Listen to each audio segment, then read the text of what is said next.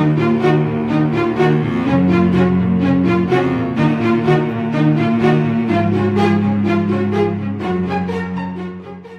welcome to Inside the Tape with Greg Cosell. It's an Inside the Birds presentation. I'm Geoff Mosher alongside Adam Caplan, and joining us every week to break down the tape of the Eagles game is NFL Films senior producer Greg Cosell. He's, of course, also the star of ESPN's NFL Matchup Show and our Inside the Birds pregame show.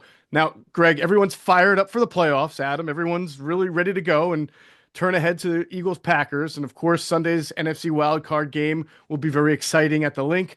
So we'll just get a few of your thoughts, Greg, on the season finale against the Giants, and then we'll get right in to Eagles-Packers. So, of course, Greg, everybody wants to, whenever there's a new quarterback, everybody wants your tape breakdown on it.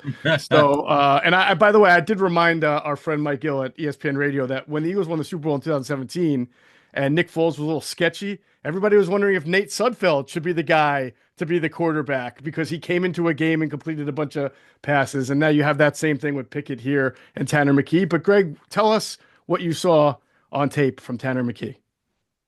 I think Tanner McKee played the way I would have expected him to play based on the work I did when he came out of college. He's a timing, rhythm, refined player. That's his game. He can move with design boot action, which the Eagles did a lot of, but he's not a creator or a playmaker. He's not that kind of quarterback, but he will hit his back foot and the ball will come out. He will hit his back foot if he doesn't feel like he sees it. He will check it down and make positive plays. And I think that's what you saw. The other thing that stood out about the offense in general was an increased use of movement, pre-snap movement. There was a lot of shifting and motion in this offense, which you don't see as much with Jalen Hurts. And that, again, there's no judgment made on that. That's the way quarterbacks are comfortable. Obviously, maybe that's something that's in Tanner McKee's background. He's totally comfortable with it. But that's the kind of quarterback he's probably been since he first picked up a football when he was 10 years old, give or take. He's the kind of quarterback that he was always looking for, to get the ball to playmakers. He's not the playmaker. Right. So, that's the way he grew up playing the position that, hey, I've got to understand what I'm looking at. It all has to be tied into, obviously, the recognition of coverage and how that ties into route concepts. But he did a very good job with that. I thought a great example of that was the 19-yard completion to Dotson in a long yardage situation.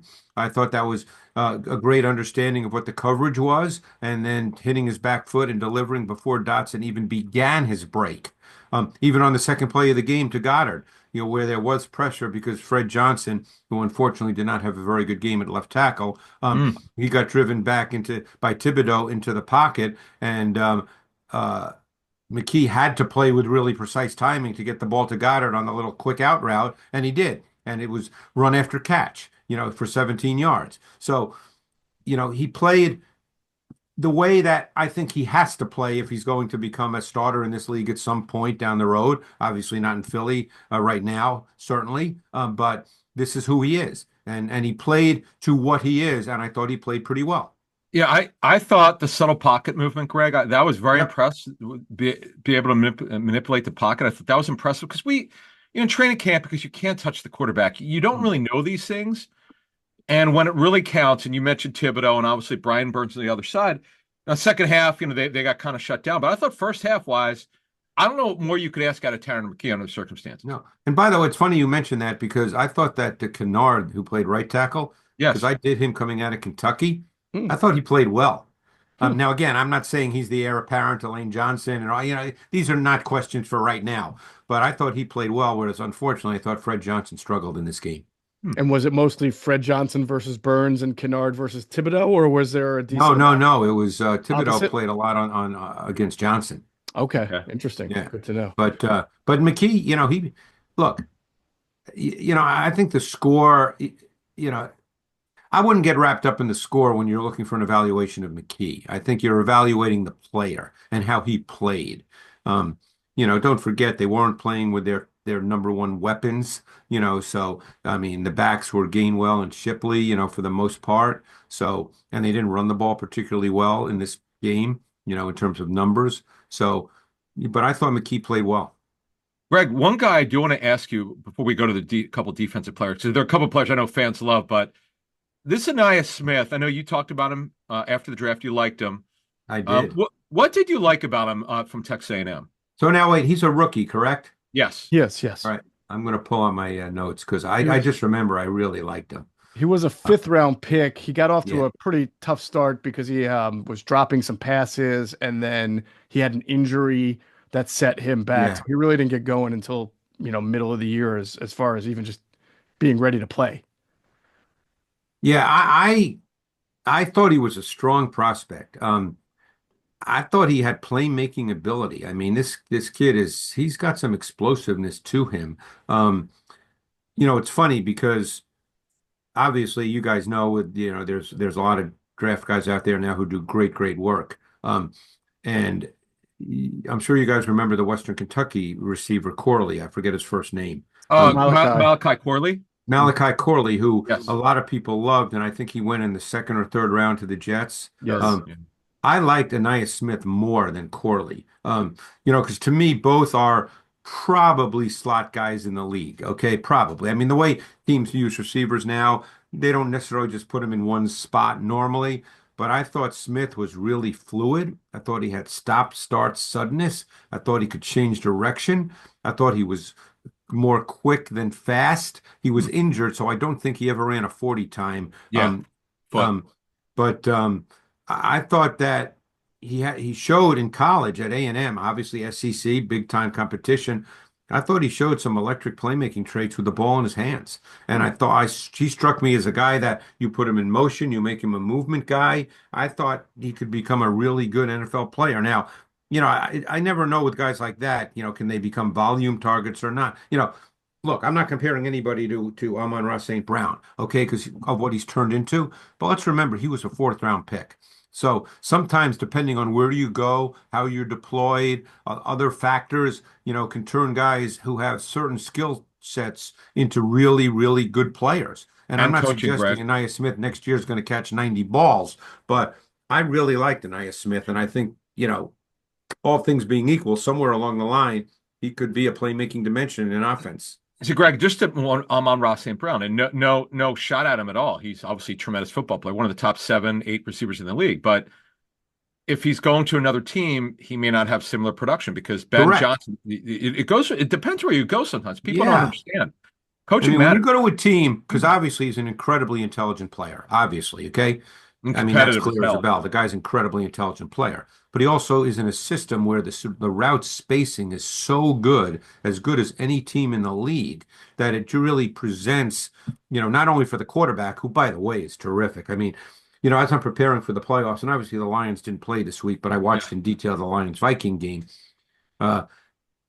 Jared Goff, so I was doing some research. He completed 72.4% of his passes, and we're not dealing with a check down guy. This guy makes big time window throws at the intermediate levels, big time throws, and that's really remarkable for a guy who's making those kinds of throws to complete over 72% of his passes. Anyway, that's just an aside. Yeah, but the bottom line is Anaya Smith, I'm really curious to see him if he can stay healthy with another year going through the OTAs and mini camp and training camp.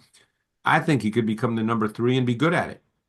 Let's flip to defense, Greg. Jeremiah Trotter, another kid that they drafted this year, also, I believe, in the 5th round, got a chance to start. What did you see from his tape? Yeah, I liked what I saw from his tape, and I've always liked him. And the thing that I think always stands out to me, if you see a guy play early in his career the same way he played in college, I always think that's a positive. Because that means that it's not happening too fast for him, that he's seeing it the right way. We talk about this with quarterbacks, but it's true for almost every position.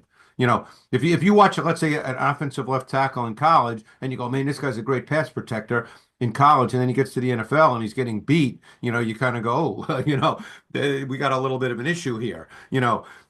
Trotter, to me, looked the same, and I'm not worried about who he's playing against. I know the Giants, number one, are not great. I know they weren't playing with top shelf O linemen, but this was his opportunity to play, okay? Right. To play a full game, played almost every snap, if not every snap. And he looked the same.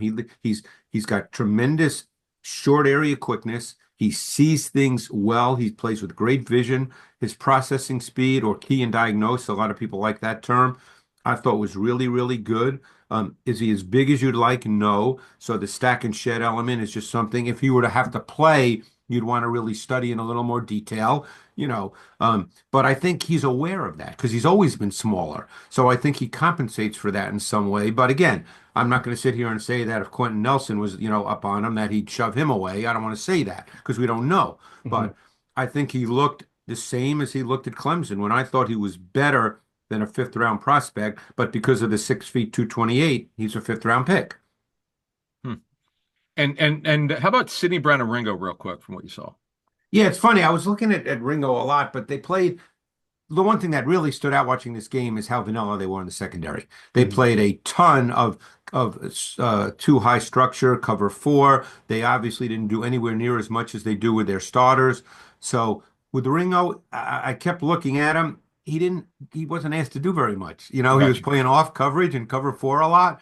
And yeah, I think he made one play where the ball was thrown, or maybe two, but it wasn't a case. Like if I was evaluating him as a draft guy, I'd say, man, I got to watch 3-4 more games. I just didn't think there was enough there for me to say, wow, good or bad. But he was fine. I mean, he didn't get beat. And Sidney Brown is like runs around to some degree, and I know everybody's going to look at that play, that big hit, where I think Rodgers got the worst of it. But sometimes I feel like, because he's such an explosive moving athlete, but sometimes I feel like he just, the old expression, runs around like a chicken with his head cut off. Like I feel like he just plays like he's a missile shot out of a cannon without like any sense, and I could be wrong about that because I don't know what's in his head. But there's a lot of physical straight line traits there. I just don't know. Yeah, that was a sentiment shared both by Jason Avant and Quentin Michael. They do the Q&A podcast and Inside the Birds, and they were very impressed by the one play where he was able to rotate and he basically knocked out Malik Neighbors and his own teammate Isaiah Rodgers on the same play, but it occurred outside the numbers, and they were talking about the type of speed and quickness and alertness you have to get from the safety spot to the numbers. But then they also noted, Greg, to your point, some flailing tackles, some lunging, where it looks like he's going 100 miles per hour. He plays 100 miles an hour, and he doesn't come to balance. So he just runs, and he did that in college all the time, which led to some really big hits. And, the kind that you go, wow, that's great. But, in the NFL, you know how it is. You got to come to balance. You got to come to balance. You got to tackle. And by the way, I think the Eagles this year have tackled really well overall. Based on last year when they didn't tackle well at all, this year they've tackled well. But yeah, he doesn't really come to balance. All right. So let's turn the page from the season finale. Let's get ready for the playoffs. Playoffs. We're talking about playoffs? You bet we are. Get in on the action at DraftKings Sportsbook, an official sports betting partner of the NFL. Scoring touchdowns is key to winning in the playoffs, and you can score big by betting on them at DraftKings, the #1 place to bet touchdowns. Ready to place your first bet? Try betting on something simple like a player to score 6. Go to the DraftKings Sportsbook app and make your pick. The line for this weekend's NFL playoff games are up. The Eagles, we know, 4.5-point favorites on DraftKings Sportsbook over the Green Bay Packers in a wild card game. How about the big line for the Ravens and the Steelers? Got to check that out as well. Remember, lines and odds are subject to change. New DraftKings customers can bet $5 to get $200 in bonus bets instantly. So download the DraftKings Sportsbook app and use code ITT. That's code ITT for new customers to get $200 in bonus bets instantly when you bet just $5 only on DraftKings Sportsbook. The crown is yours. Gambling problem? Call 1-800-GAMBLER. In New York, call 877-8-HOPE-NY or text HOPE-NY 467-369. In Connecticut, help is available for problem gambling. Call 888-789-7777 or visit ccpg.org. Please play responsibly on behalf of Boot Hill Casino and Resort. 21 plus age and eligibility varies by jurisdiction. Void in Ontario. Bonus bets expire 168 hours after issuance. For additional terms and responsible gaming resources, see dkng.co/audio. Greg, we're going to start talking about the Eagles offense against the Packers defense here in an NFC wildcard game. Eagles, of course, the #2 seed. Packers number 7 seed. A good record for a 7 seed though, for the Packers. The question that I always like to ask you, specifically probably since week 5 or 6, is when the Eagles are going into a game like this, do you think they'll find it more productive to strike from 11 personnel or 12 personnel based on what the Packers might show? So what do you know of what the Packers do from a personnel standpoint defensively to match up? Well, the Packers will normally play their base defense versus 12 personnel. They're a 4-3 base. From everything that we've heard, it looks like Quay Walker will go this week. So, their 3 linebackers are actually pretty good. Walker is a very good player, really good size. Edgerrin Cooper's really come on in the last 5 or 6 weeks. He almost plays every snap now. He's an explosive mover.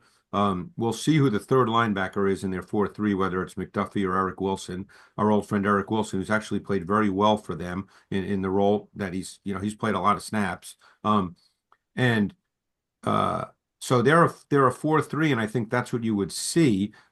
They also have, and I think this is important, they have a really deep D-line rotation. I mean, they play 8 or 9 guys that often each get 20 plus snaps. So, depending on what the Eagles show, I think if it's first down and it's 12, you're going to see someone like Slayton playing D tackle, who's a really big dude and actually has pretty light feet. If they think it's more of a pass situation, but they still want to stay in their 4-3, Slayton probably wouldn't be on the field. You'd probably see, well, Kenny Clark's pretty much of a constant, but you'd probably see either a Carl Brooks or a Devonta Wyatt, who's come on this year as well. Another Georgia kid, by the way, who played with Jordan Davis and Nolan Smith in college. And Devonta Wyatt's really come on after, a tough rookie season, and then early this year, not quite there, but he's really come on. So they play a lot of different people, and they're all pretty good. I mean, even Wooden, the kid, Colby Wooden from Auburn. I mean, they got a lot of big-time college players who are now coming on and giving them meaningful snaps. So I don't know how the Eagles will see this. What's niggling in my brain, and this is crazy, is I just have a feeling, and again, much of this depends on Jalen and how he goes through practice during the week. If he's fine, I don't think people are going to, I'm not a believer in, well, he's going to be rusty. It's not like the guy hasn't played football, Right. So maybe his first throw's rusty or his first, but it's not like he's going to take a quarter and a half to get into the game. I just keep thinking that they're going to believe that they can attack on the perimeter in the past. Now, hoping you'd say that. Okay. Now, that doesn't mean that, there's not going to hand off to Barkley. I'm not sitting here saying, the first 10 plays are going to be passes. Sure. But, with Jari Alexander out, what the Packers have had to do, and I give this kid Keyshawn Nixon, a ton of credit. He's been a good football player. He was their slot for years, but he's been forced to play on the outside, and he's held his own. I mean, like I said, it's not like he's a stiff. But now they play Valentine on the other side. And, again, not a stiff, but I just think they're going to believe that they can make some plays outside the numbers. And it would not surprise me to see them do that, attack that early and see what the result is. So Greg, one thing, because they've been without Alexander since November 17th. Yeah, he seems like he gets hurt every year, unfortunately. Yeah, and the maturity thing last year. We don't need to get into that, but that was ridiculous. But okay, so he's out. So is it Eric Stokes? Because I know for a lot. Eric Stokes has basically been benched. He only plays in their dime, and they don't play a lot of dime. So it's Carrington Valentine. They're going to stick with him, you think?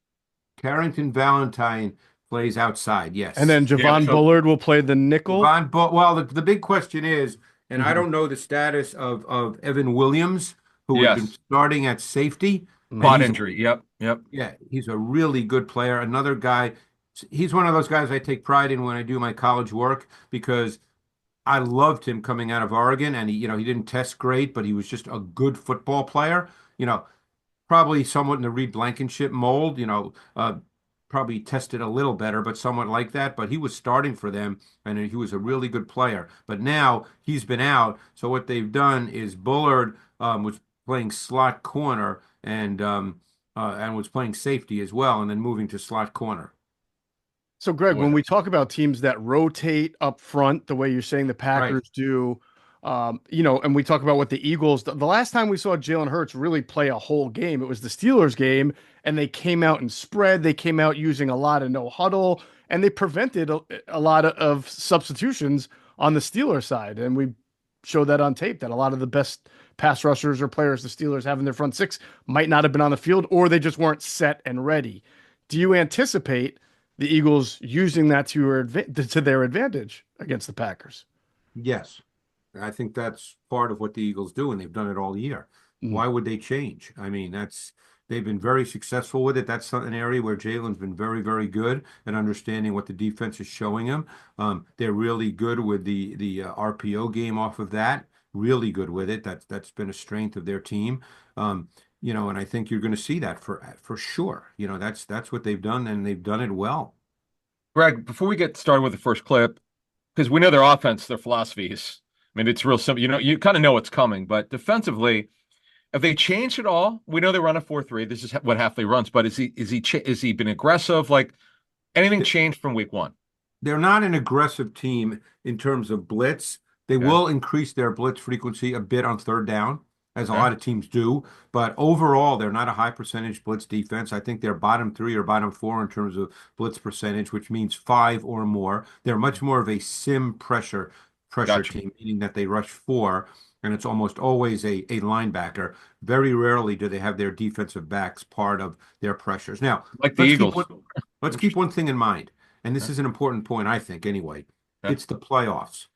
Teams make slight adjustments. They don't reinvent the wheel because you don't have that kind of time, but they do make slight adjustments. So, like, for instance, when I said that they normally rush a linebacker, hey, this time it could be the slot corner, because maybe the Eagles aren't thinking that way, because all they've seen on tape is Cooper coming or another linebacker, and then all of a sudden it's a slot corner, but it's still a sim pressure, So they're not all of a sudden going to be Rex Ryan blitzing every other snap. That's not going to happen, So, but there's slight adjustments like that get made. So in other words, if a team likes to bring what they view as an overload type pressure from the boundary, maybe this week it comes from the field.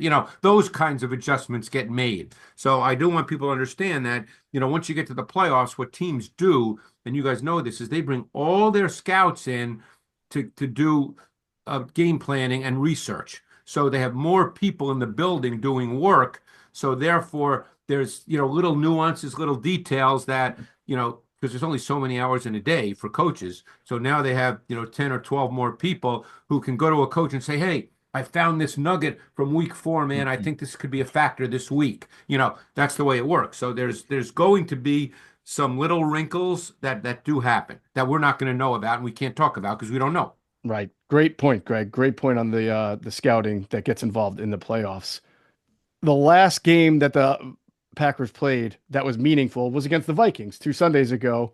And the Vikings do not play offense or defense the way the Eagles do. So it's not apples to apples here. No. But we did talk about the Packers defense without Alexander, with Bullard at the safety. And we did talk about the Eagles playing some no huddle. So we found this touchdown here from Jalen Nailor. Greg, early in the game was a 38-yard touchdown, I believe, in the second quarter. And I don't have the play before, but they got quickly to the line of scrimmage and no huddled. And you can see right now it's a 3-by-1 set for the Vikings, but you can see that the Packers are still kind of moving around. Look at the bottom of the screen. You could see the slot corner. He's facing the sideline. You could see 24 up top, who's Valentine. He's first running out. They're clearly not set. Okay, now whether they feel they're certain in their coverage, that I don't know, but they're clearly not set. Mm-hmm. So now, as we look, Naylor is the number 2 to Trips down below, and he's going to catch the touchdown here. But what happens is they rotate on the back end, and they get screwed up here. There's definitely a communication and an adjustment issue here because the safety to the Trips side, and I'm trying to see who that is. I believe this one was Bullard, but I'm not 100% sure. The bottom line is he stays to the Trip side and the safety up top, and that's probably McKinney. He doesn't stay deep. So as you run this, you'll see what you get. you're going to see that there's a rotation. See, McKinney comes down almost as if he's playing cover three, which, by the way, this might be. I don't know because I think there's some confusion. But the safety to the trip side stays outside the hash. So as you see Naylor, who's going to bend this almost like a post route, there's no one who plays him, who reacts to him.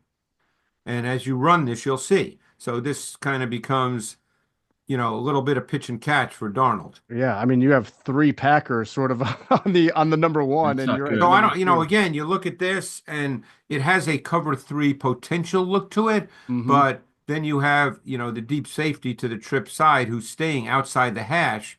And, That's a and if they're breakdown. playing cover three, then he's got to be in the deep middle. But Mhm. because of the rotation and the uncertainty, Right. I'm not 100% sure, just like part of me thinks they're not 100% sure of exactly what the coverage is. And Yep. that is Bullard, by the way, the rookie. And so you have a couple of elements here that we can maybe take from the no huddle. Obviously, didn't have them Yep. set, had them pointing, and then the fast snap and the play. They just may not have, and then the rookie playing there just may not have had that And keep in mind that know-how. everybody's open. I mean, Mhm. this is, Yeah, this is pretty much a situation where Not good. obviously he's going to make this throw because it's a touchdown and Naylor's wide open, so it's no brainer. But I Right. mean, they're a little uncertain here as to the coverage. yeah, interesting. That was just the it's hard to take like what the Vikings do and the Eagles do and try to Yeah, apply that's some always apples to apples. yeah. But obviously, with the no huddle element there, thought that maybe that was a little relevant because that's what the Eagles did to the Steelers. We remember there were times the Steelers weren't set. There were times that they just didn't have what they wanted on the field, and so maybe the Eagles And can the, take and the advantage Eagles of have that. been, as we mentioned a little bit ago, the Eagles have been really good at a no huddle. I mean, I think they have the second most no huddle snaps in the NFL behind the Washington Commanders, who are way ahead. But the Eagles have played a lot at a no huddle, and they've been effective. I mean, that's been a foundational part of their offense. Absolutely.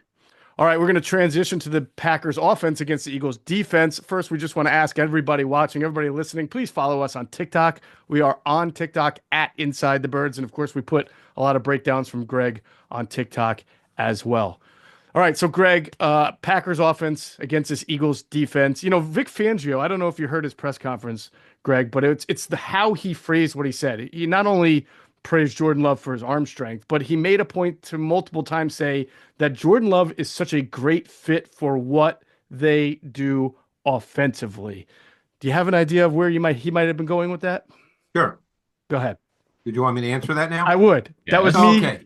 cueing you up. You've been in TV Yeah, for yeah. long enough to know I'm cueing you up. I'm going to just start by saying this. And I've Uh, said this before, and people take it the wrong way, but I'm going to say it again here, and hopefully people listening will understand what I mean. Jordan Love at this moment in time would not be considered a top 5 quarterback in the league in terms of overall quarterback play. But in terms of physical attributes, he's probably is top 5. mhm. He's just not that way, week in and week out. Right. You're dealing with a 6'4", 220-pound quarterback with a big arm who can move and can make every throw and is willing to stand and make throws. But getting to what Vic said, and I think this is what he probably means, is Matt LaFleur has always wanted to start his offense with the run game. And just going back to week 1, he didn't know what he had in Josh Jacobs. He didn't know how the offense was going to play out. It was in Brazil. It was all, it's an odd deal. Yeah. So he didn't know. So as we've seen this year progress, what have we seen? The Packers are a run-first football team. I think Saquon Barkley has the most first down rushes of any back in the league. Jacobs is either 2 or 3. So they run the ball. So what I think Vic's referring to is the play action element. Yes. Because that's where I think Love is really, really good, because he's kind of a loosey-goosey deep drop guy who likes to get deep in the pocket and just sling the football. And normally if you have a play action pass game, you get more of those 7-step drops, you get more of those deeper routes, and you're better protected. Very often you have 6 and 7-man protection, and you can allow him to kind of sit back there and just sling it. He's got a playmaking dimension to his game. Now, every once in a while, and this is why pressure becomes so important, is he gets a little reckless and undisciplined. He's been less so over the last month or so because they haven't thrown the ball as much. They're running football, just like the Eagles. Mhm. Jalen Hurts hasn't thrown the ball the way we've seen him throw in the past in terms of number of dropbacks.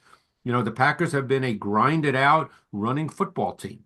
So, but it fits Jordan Love because, like I said, you can almost see it in the way he moves. There's kind of a loosey, he's an athlete playing quarterback. And by that, I don't mean he runs around and like Lamar Jackson, but just the way in which his body moves. I think you guys can see that and you know what I mean. There's Yes. just a looseness to him. He's Yep. not stiff. Like, if you think back to some quarterbacks, great quarterbacks like Carson Palmer, Troy Aikman, even Brady, everything was, I don't want to say tight in a bad way, but just everything was so compact. Hmm.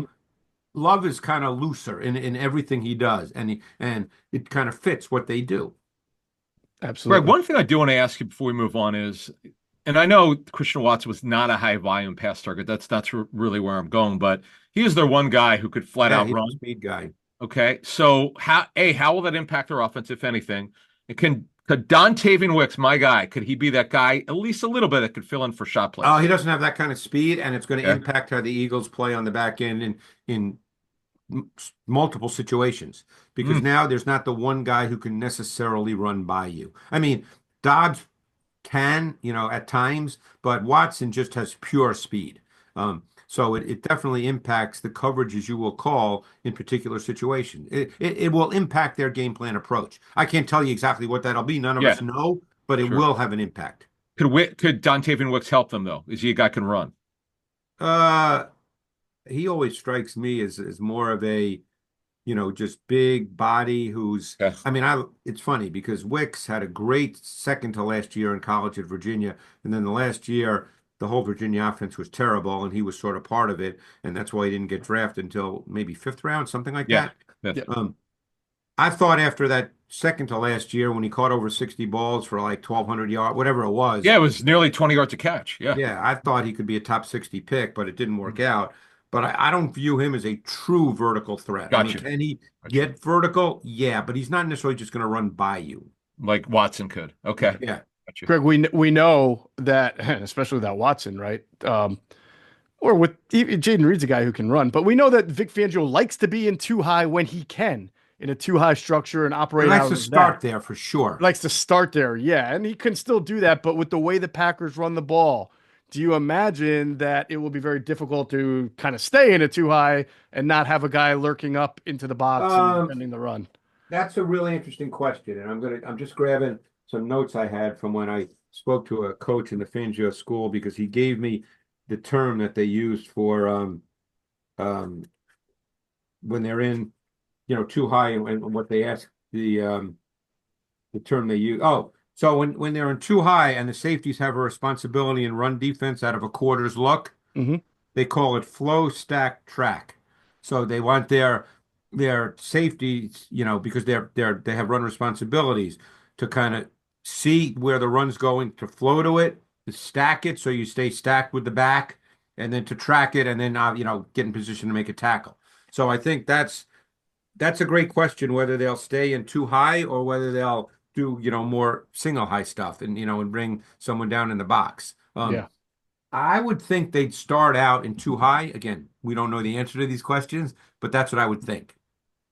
All right, good stuff. Let's take a look at some of the clips that we talked about, especially involving Jordan Love and his ability to make some good throws with that arm. This is a play where he hits Tucker Kraft for a pretty big gain against zone, Greg, against the Vikings.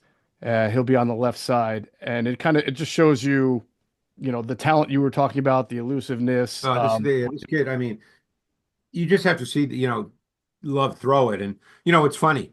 And every once in a while, even, if I get one right, every once in a while, Jeff, some people do remember that. Normally it's when I get one wrong that people seem to remember it even more. And they Of course. certainly let me know about it on social media. But Someone's but got to hold you accountable, Greg. yeah, yeah. But it's funny, after Love's, I can't remember whether it was after his really good year at Utah State or his last year, which wasn't a good year, but the traits were still there. Hmm. He lost all his coaches, he lost all his players. He just was an uncomfortable player in his last year at Utah State. But I was actually out in LA um, doing I was live with Colin Coward because they would bring me out for a couple of days. And Coward would always ask me because it was summertime. They would always bring me out, late July, early August, and he asked me, at the time, he said, "Hey, are there any college quarterbacks that, we should keep an eye on?"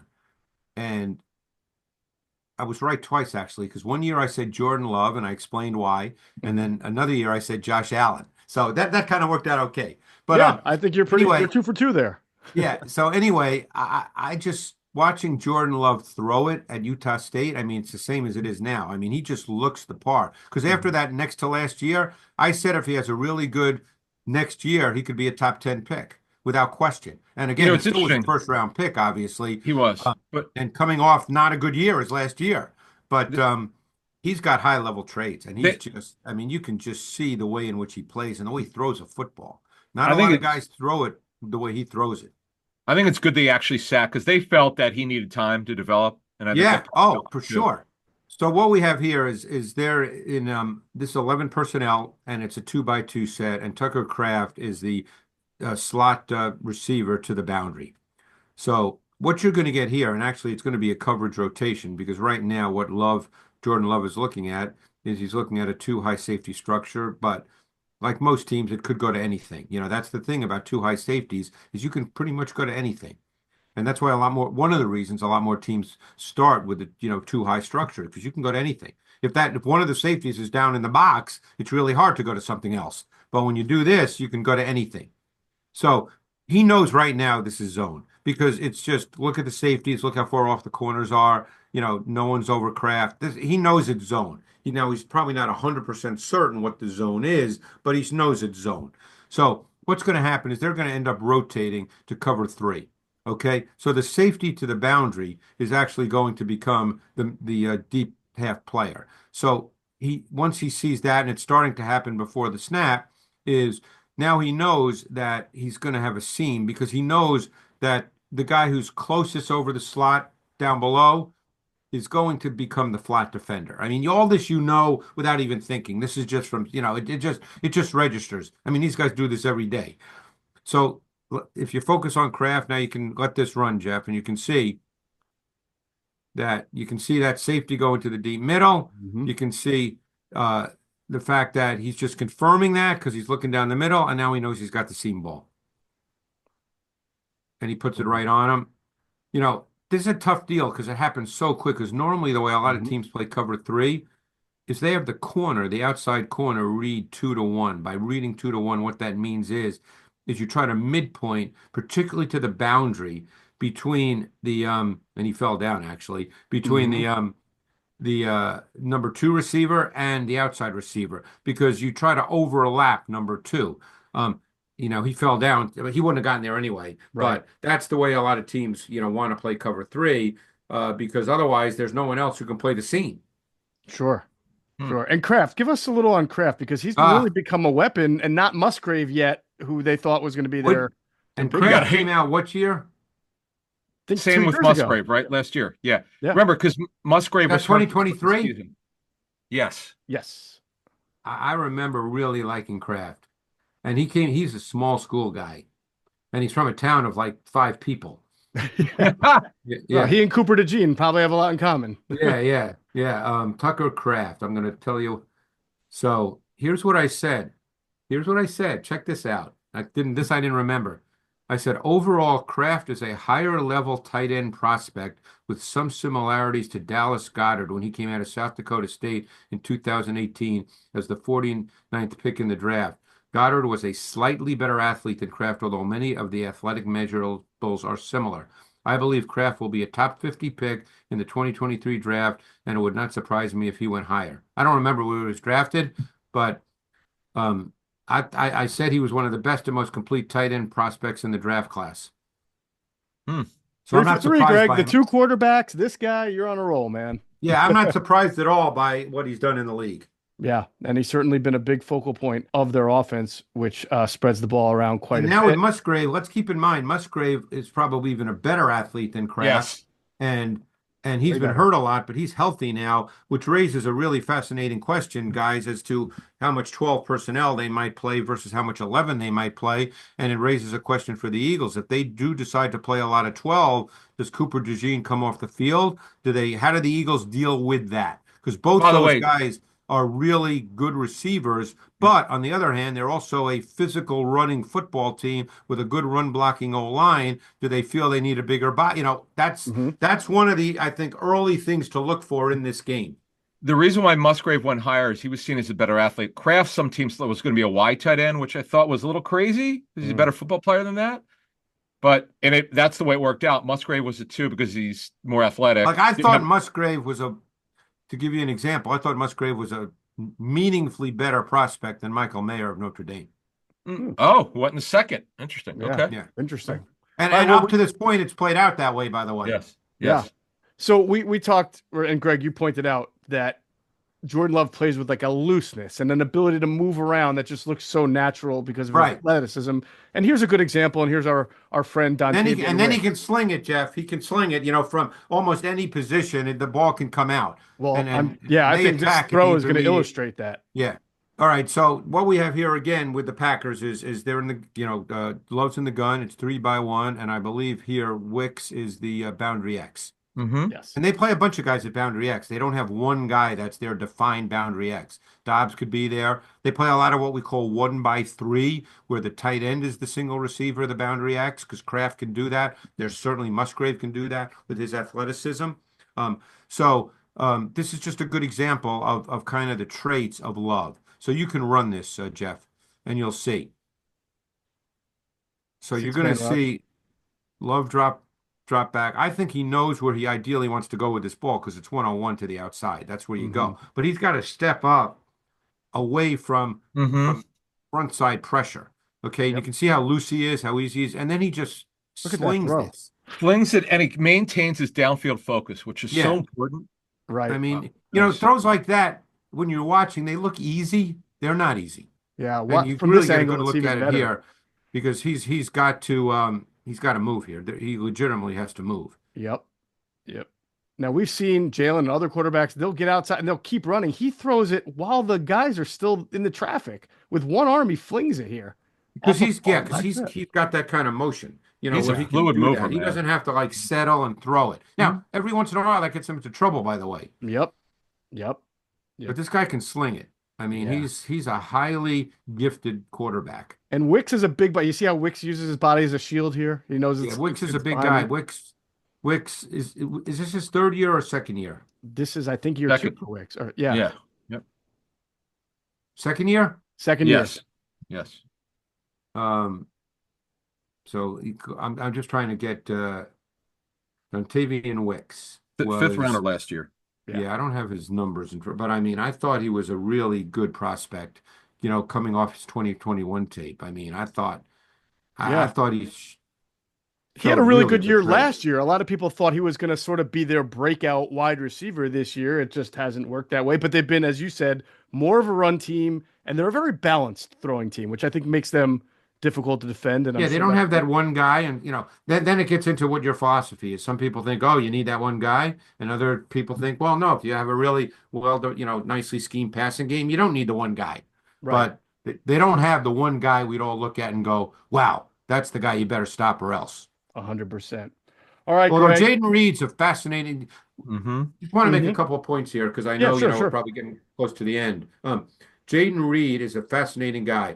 Now, because they don't have the one guy, there are games he might only get 2 or 3 targets, but he's really important as their motion player. They're a high percentage motion offense. We need to mention that. Okay, and we'll get more into this on Sunday in the pregame show, but. They use him a ton of motion. He lines up in the backfield a lot. They use him in motion even in the backfield because they want to see how second-level stack backers are going to react. I'll be really curious how Vic has Nakobe Dean and Zach Bond deal with all that motion in the backfield because sometimes they use him in motion just to run a basic counterplay. It's not necessarily cool stuff with what happens with the run game, but they use him to try to create bumps and movement with defenders so they can get better blocking angles with leverage. So Reed is an important part in that regard, even if in a given game he might only have 2 or 3 targets. But there are also games he could have 10 targets and go 7 for 120. So that's the nature of their pass game. There you go. All right. Well, Greg, next week we are going to do Inside the Tape, and it's either going to be very exciting for Eagles fans or it's going to be a dreary one for Eagles fans. But either way, the show will go on, and we'll know Sunday what the tenor of next show will be. So again, remember to follow us on TikTok at Inside the Birds, all one word on TikTok. For Greg Cosell and Adam Caplan, I'm Geoff Mosher. You've been watching Inside the Tape on Inside the Birds.